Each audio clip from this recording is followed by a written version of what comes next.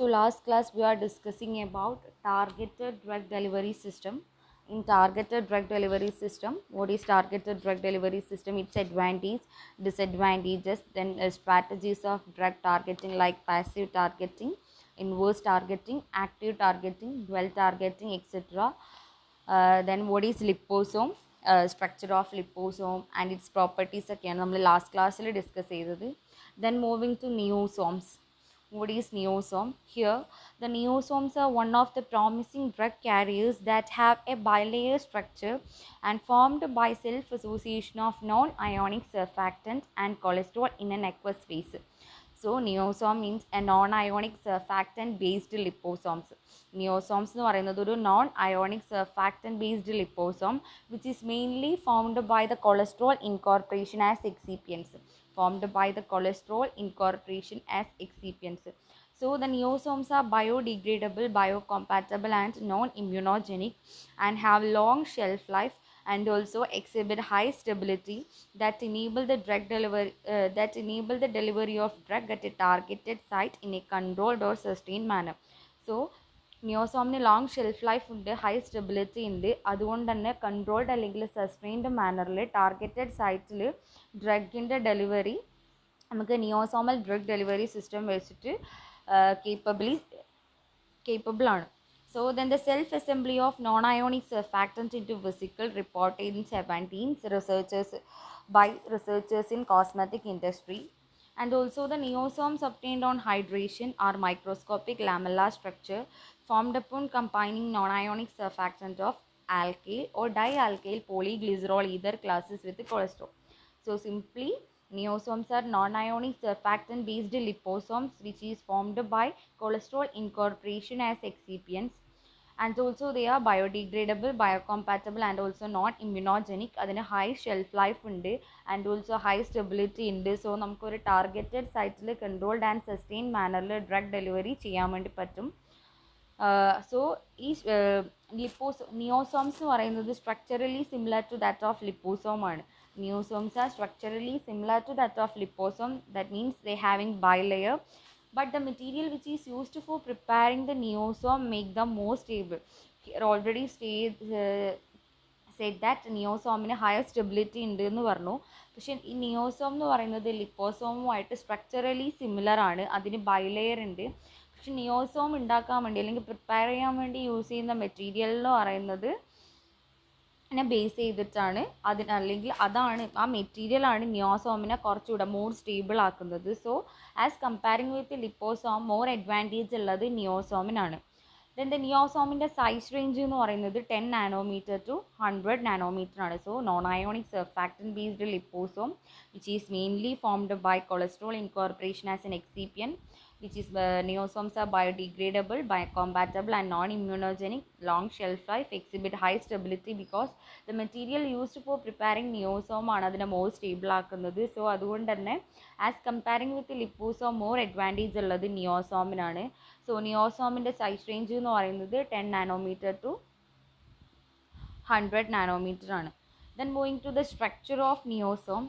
Here the non-ionic surfactants form a closed bilayer vesicles in aqueous media based on its amphiphilic nature using some energy, for instance heat, physical agitation to form this structure.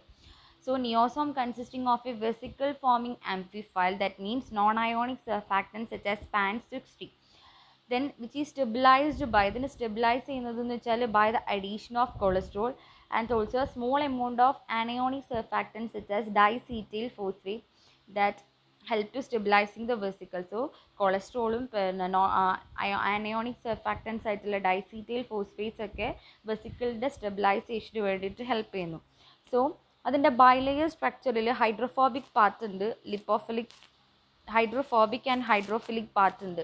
Already നമ്മൾ ലിപ്പോസോമിൽ പറഞ്ഞിട്ടുണ്ട്, ലിപ്പോസോമിന് ഒരു water soluble ആയിട്ടുള്ള hydrophilic പാർട്ടും ഉണ്ട്, അതുപോലെ തന്നെ water insoluble ആയിട്ടുള്ള hydrophobic പാർട്ടും ഉണ്ട്. സോ വെസിക്കിൾസ് എൻകാപ്സുലേറ്റ് ചെയ്യുന്നത് water soluble drugs in aqueous space and liquid soluble drugs in a membrane. ലിപ്പോസോമിൻ്റെ കേസിലാണെങ്കിൽ വെസിക്കിളിൻ്റെ അകത്ത് വാട്ടർ സോല്യൂബിൾ ഡ്രഗ്സ്, അതായത് aqueous സ്പേസിൽ വാട്ടർ സോല്യൂബിൾ ഡ്രഗ്സിനെയും അതിൻ്റെ മെംബ്രെയിനിൽ ലിപ്പിഡ് സോല്യൂബിൾ ആയിട്ടുള്ള ഡ്രഗ്സിനെയാണ് ലിപ്പോസോമിൻ്റെ കേസിൽ എൻകാപ്സുലേറ്റ് ചെയ്യുന്നത്. സോ ഇൻ കേസ് ഓഫ് നിയോസോമിൻ്റെ കേസ് ആണെങ്കിൽ ബൈലെയർ സ്ട്രക്ചറിലുള്ള hydrophobic part oriented away from the aqueous solvent and also hydrophilic head remaining in contact with the aqueous solvent. In case of നിയോസോമിൻ്റെ കേസിൽ ആ bilayer സ്ട്രക്ചറിലുള്ള ഹൈഡ്രോഫോബിക് പാർട്ട് എക്വസ് സോൾവെൻറ്റിൻ്റെ away ആയിട്ടായിരിക്കും orient ചെയ്തിട്ടുള്ളത്. അതുപോലെ തന്നെ അതിൻ്റെ ഹൈഡ്രോഫിലിക് ഹെഡ് എന്ന് പറയുന്നത് എക്വസ് സോൾവെൻറ്റുമായിട്ട് കോണ്ടാക്റ്റിലായിരിക്കും ഉണ്ടാവുക. So the properties of the vesicles can be changed by varying the composition of vesicle size, lamellarity, tapped volume, surface charge and concentration etc.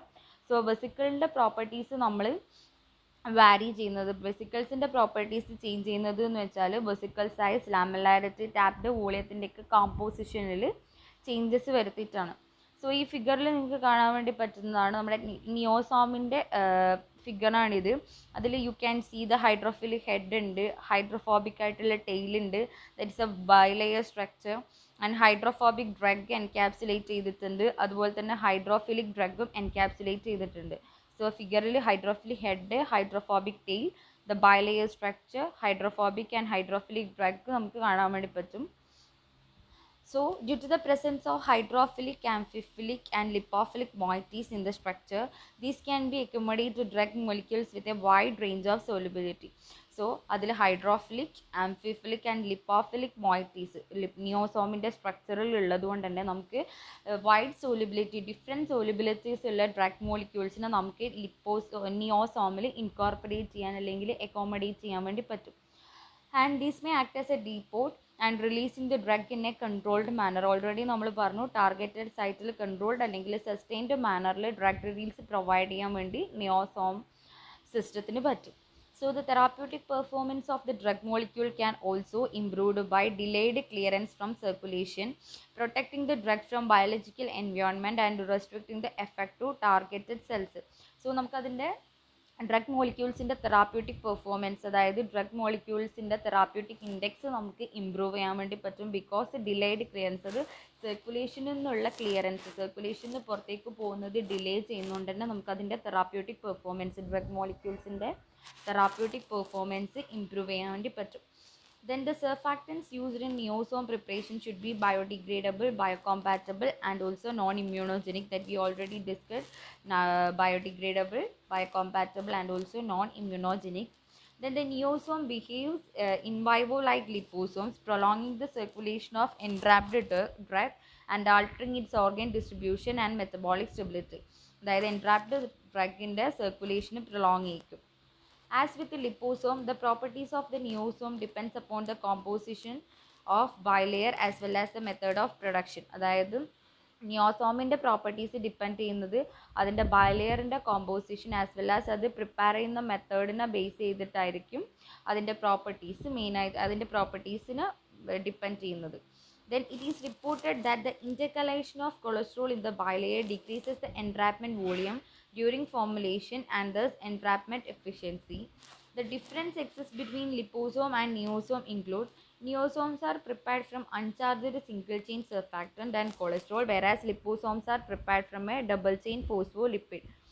So നമ്മൾ നേരത്തെ പറഞ്ഞു ലിപ്പോസോമിനെ കമ്പയർ ചെയ്യുന്ന സമയത്ത് നിയോസോംസ് ആണ് മോർ സ്റ്റേബിൾ അല്ലെങ്കിൽ ഹൈ സ്റ്റെബിലിറ്റി പ്രൊവൈഡ് ചെയ്യുന്നത്. Because എന്ന് വെച്ചാൽ നിയോസോംസ് പ്രിപ്പയർ ചെയ്യാൻ വേണ്ടി യൂസ് ചെയ്യുന്ന മെറ്റീരിയൽസ് ആണ് നിയോസോമിനെ മോർ സ്റ്റേബിൾ ആക്കുന്നത് as comparing with liposome.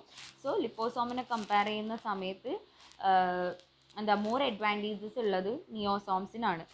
So അപ്പോൾ ഇവിടെ പറയുന്നതെന്ന് വെച്ചാൽ നിയോസോംസ് പ്രിപ്പയർ ചെയ്യുന്നത് അൺചേഞ്ച്ഡ് ആയിട്ടുള്ള സിംഗിൾ ചെയിൻ സർഫാക്റ്റൻസും കൊളസ്ട്രോൾസും യൂസ് ചെയ്തിട്ടാണ്. അപ്പോൾ ആസ് കമ്പയറിങ് ലിപ്പോസോംസ് പ്രിപ്പയർ ചെയ്യുന്നത് ഡബിൾ ചെയിൻ ഫോസ്ഫോലിപ്പിഡ് ആണ്. ലിപ്പോസോംസ് പറയുന്നത് ഫോസ്ഫോലിപ്പിഡ് ബേസ്ഡ് മോളിക്യൂൾസ് ആണ്, ഫോസ്ഫോലിപ്പിഡ് ബേസ്ഡ് മോളിക്യൂൾസ് ആണ്. നിയോസോംസ് ആണെങ്കിൽ uncharged single chain surfactant and also cholesterols use ചെയ്തിട്ടാണ് പ്രിപ്പയർ ചെയ്യുന്നത്. So the concentration of cholesterol in liposome is much more than in niosome. Concentration of cholesterol in liposome is much more than in niosomes. Then so that the entrapment efficiency of a liposome become lesser than niosome. കൊളസ്ട്രോളിൻ്റെ amount അല്ലെങ്കിൽ concentration എന്ന് പറയുന്നത് more ലിപ്പോസോമിൽ much more ആണ് as comparing with niosome. So entrapment efficiency of liposome എന്ന് പറയുന്നത് lesser than നിയോസോം ആയിരിക്കും. Then liposomes are expensive and its ingredients such as phospholipids are chemically unstable because of their predisposition to oxidative degradation. അതായത് ലിപ്പോസോംസ് എന്ന് പറയുന്നത് expensive ആണ്. അതിൽ use ചെയ്യുന്ന ingredients അതായത് ഫോസ്ഫോലിപ്പിഡ് ബേസ്ഡ് ബൈലെയർ സ്ട്രക്ചറാണ് ലിപ്പോസോം. സോ ഫോസ്ഫോലിപ്പിഡ്സ് എന്ന് പറയുന്നത് കെമിക്കലി അൺസ്റ്റേബിൾ ആണ്. ബിക്കോസ് അതെന്താണെന്ന് വെച്ചാൽ പ്രീഡിസ്പോസിഷൻ ടു ഓക്സിഡേറ്റീവ് ഡിഗ്രഡേഷൻ നടക്കുന്നതുകൊണ്ട് തന്നെ which is chemically unstable. This requires a special storage, handling and purity of natural phospholipid is variable. Special storage വേണം, handling and purity of the phospholipid എന്ന് പറയുന്നത് variable ആയിരിക്കും. Then moving to the application of Niosomes. There are various applications of Niosome. First one, encapsulation of various anti-neoplastic agents in this vesicle minimizes drug induced toxic side effects. അതായത് നമ്മൾ neoplastic agents niosomal വെസിക്കിൾസിൽ niosomal വെസിക്കിൾസിൽ encapsulate ചെയ്ത് കഴിഞ്ഞാൽ ആ drug induce ചെയ്യുന്ന toxic ആയിട്ടുള്ള side എഫക്ട്സിനെ മിനിമൈസ് ചെയ്യാൻ വേണ്ടി പറ്റും. Or in some instance increasing the anti tumour എഫിക്കസിനെ ഇൻക്രീസ് ചെയ്യിപ്പിക്കും. നെക്സ്റ്റ് ആപ്ലിക്കേഷൻ എന്ന് പറയുന്നത് has a good control over the release of drug particularly for treating brain malignant cancer. Brain malignant ക്യാൻസറിൽ യൂസ് ചെയ്യുന്ന ഡ്രഗിൻ്റെ കൺട്രോൾഡ് റിലീസ് പ്രൊവൈഡ് ചെയ്യും. Then Niosome has been used for studying the nature of immune system response provoked by antigens. Next, Niosome can be used as a carrier for hemoglobin carrier ആയിട്ട് use ചെയ്യാം. Then the vesicles are permeable to oxygen and hemoglobin dissociation curve can be modified similar to non-encapsulated hemoglobin. Vesicles oxygen and also hemoglobins നൊക്കെ permeable ആണ്. Next application, slow penetration of drug through the skin is the major drawback of transdermal route of drug delivery. What is transdermal drug delivery system? നിങ്ങൾ already പഠിച്ചിട്ടുണ്ടാവും. സോ transdermal drug ഡെലിവറിൻ്റെ main ആയിട്ടുള്ള ഒരു disadvantage അല്ലെങ്കിൽ ഒരു drawback എന്ന് പറയുന്നത് അതിന് സ്കിന്നിലേക്കൂടെയുള്ള ആ ഡ്രഗ്സിനുള്ള സ്കിന്നിലേക്കൂടെയുള്ള പെനിട്രേഷൻ എന്ന് പറയുന്നത് വളരെ സ്ലോ ആണ്. So certain anti-inflammatory drugs like florbiprofen, pyroxicam and sex hormones like estradiol, levonorgestrel are frequently administered through Niosome via transdermal route to improve the therapeutic efficacy of this drug. അപ്പോൾ transdermal റൂട്ടിലൂടെ drug കൊടുക്കുമ്പോൾ ഉള്ള major disadvantage എന്ന് പറയുന്നത് slow penetration ആണ് സ്കിന്നിലൂടെയുള്ള. അപ്പോൾ anti inflammatory drugs അല്ലെങ്കിൽ sex hormones പോലെയുള്ള drugs നമ്മൾ നിയോസോമലി ഇൻകോർപ്പറേറ്റ് ചെയ്തിട്ട് ഫ്രീക്വൻ്റ്ലി നിയോസോമൽ എൻക്യാപ്സുലേറ്റഡ് ഡ്രഗ്സ് ആയിട്ട് അഡ്മിനിസ്റ്റർ ചെയ്യും വയ ട്രാൻസ്ഡെർമൽ റൂട്ട്. നിയോസോമിൽ എൻക്യാപ്സുലേറ്റ് ചെയ്തിട്ട് നമ്മൾ ട്രാൻസ്ഡെർമൽ റൂട്ടിലൂടെ പ്രൊവൈഡ് ചെയ്യുന്ന സമയത്ത് നമുക്ക് ആ ഡ്രഗ്സിൻ്റെ തെറാപ്യൂട്ടിക് എഫിക്കസി ഇമ്പ്രൂവ് ചെയ്യാൻ വേണ്ടി പറ്റും. Next, the vesicular system also provide a better drug concentration at the site of action administered by oral parenteral and tropical route. അതായത് നിയോസോമൽ അല്ലെങ്കിൽ വെസിക്കുലാർ സിസ്റ്റം നമുക്ക് ടാർഗറ്റഡ് സൈറ്റിൽ ബെറ്റർ തെറാപ്യൂട്ടിക് എഫക്റ്റ് പ്രൊവൈഡ് ചെയ്യും. Then sustained release action of Niosome can be applied to drugs with low therapeutic index and low water solubility. അതായത് niosomes sustained release of drug action provide ചെയ്യും. So അതുകൊണ്ട് തന്നെ നമുക്ക് ഈ niosomes low therapeutic index and also low water solubility ഉള്ള ഡ്രഗ്സിൻ്റെ കേസിൽ apply ചെയ്തിട്ട് അതിൻ്റെ ഒരു സസ്റ്റെയിൻഡ് റിലീസ് ആക്ഷൻ പ്രൊവൈഡ് ചെയ്യാൻ വേണ്ടി പറ്റും.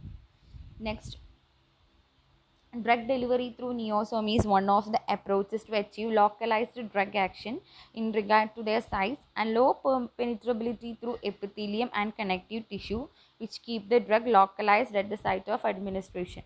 അതായത് നമ്മൾ നിയോസോമലി ഡ്രഗ് ഡെലിവറി ചെയ്യുന്ന സമയത്ത് നമുക്ക് ലോക്കലൈസ്ഡ് ആക്ഷൻ ഡ്രഗിൻ്റെ ലോക്കലൈസ്ഡ് ആക്ഷൻ അച്ചീവ് ചെയ്യാൻ വേണ്ടി പറ്റും. സോ എപ്പിത്തീലിയം ആൻഡ് കണക്റ്റീവ് ടിഷ്യൂവിലേക്കൂടെ ലോ പെനിട്രബിലിറ്റി ആണെങ്കിൽ ആ ഡ്രഗിനെ നമ്മുടെ സൈറ്റ് ഓഫ് ആക്ഷനിൽ നമുക്ക് ലോക്കലൈസ് ചെയ്തിട്ട് കീപ്പ് ചെയ്യാൻ വേണ്ടി പറ്റും. Then the localized drug action enhances the efficacy of potency of drug and the same time reduces toxic effect. അതായത് ലോക്കലൈസ്ഡ് ഡ്രഗിൻ്റെ ആക്ഷൻ ഉണ്ടാവുന്ന സമയത്ത് നമുക്ക് ഡ്രഗിൻ്റെ potency and also systemic effect അതായത് സിസ്റ്റമിക് ടോക്സിക് എഫക്ട്സ് ഒക്കെ റെഡ്യൂസ് ചെയ്യാൻ വേണ്ടി പറ്റും. For example, antimonial encapsulated within Niosomes are taken up by mononuclear cells resulting in the localization of drug that increase in potency and hence decrease in dose as well as toxicity. ഒരു example പറയുകയാണെങ്കിൽ antimonials നമ്മൾ നിയോസോമിൽ encapsulate ചെയ്യുക which is taken by mononuclear cells. So at that time എന്താ അവിടെ ഡ്രഗിൻ്റെ localisation ഉണ്ടാവുന്ന സമയത്ത് അതിൻ്റെ പൊട്ടൻസി കൂടും and decrease in dose as well as toxicity കുറയും. പൊട്ടൻസി കൂടും, അതുപോലെ തന്നെ ഡ്രഗിൻ്റെ ടോക്സിസിറ്റി ഡിക്രീസ് ചെയ്യും. Then the neosomal system can be used as a diagnostic agent. Neosomal system ഒരു diagnostic agents ആയിട്ട് യൂസ് ചെയ്യുന്നുണ്ട്. Conjugated neosomal formulation of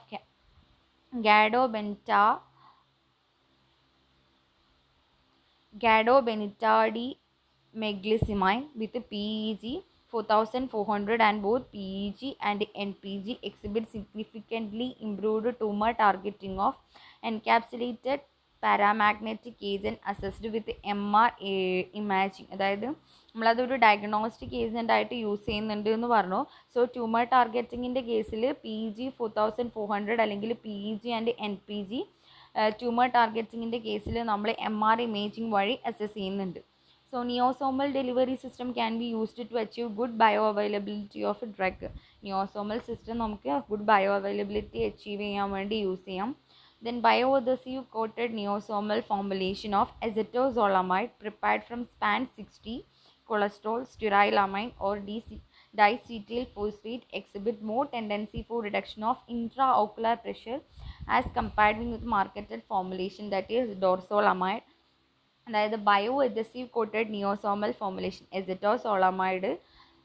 അസറ്റോസോളമൈഡ് അത് പ്രിപ്പയർ ചെയ്യുന്നത് സ്പാൻ 60 കൊളസ്ട്രോൾ സ്റ്റിറൈലാമൈൻ അല്ലെങ്കിൽ ഡൈസിറ്റൈൽ ഫോസ്ഫേറ്റ് ആണ്. അതിനെന്ന് വെച്ചാൽ ഇൻട്രാ ഓക്കുലാർ പ്രഷർ, അതായത് ഇതൊക്കെ യൂസ് ചെയ്തിട്ട് പ്രിപ്പയർ ചെയ്ത അസറ്റോസോളമൈഡ് എന്ന് പറയുന്ന ഫോർമുലേഷൻ, നിയോസോമൽ ഫോർമുലേഷൻ എന്ത് ചെയ്യും, മോർ ടെൻഡൻസി ഉണ്ട്, ഇൻട്രാ ഓക്കുലാർ പ്രഷർ കുറക്കുന്നതിന് ഉള്ള മോർ ടെൻഡൻസി ഉണ്ട് ആസ് കമ്പയറിങ് വിത്ത് മാർക്കറ്റിൽ അവൈലബിൾ ആയിട്ടുള്ള പ്രോഡക്റ്റിനെ കമ്പയർ ചെയ്യുന്ന സമയത്ത് exhibit more tendency for the reduction of intra ocular pressure. Then drug delivery through neosome is one of the approaches to achieve localized drug action. നമ്മൾ already പറഞ്ഞു.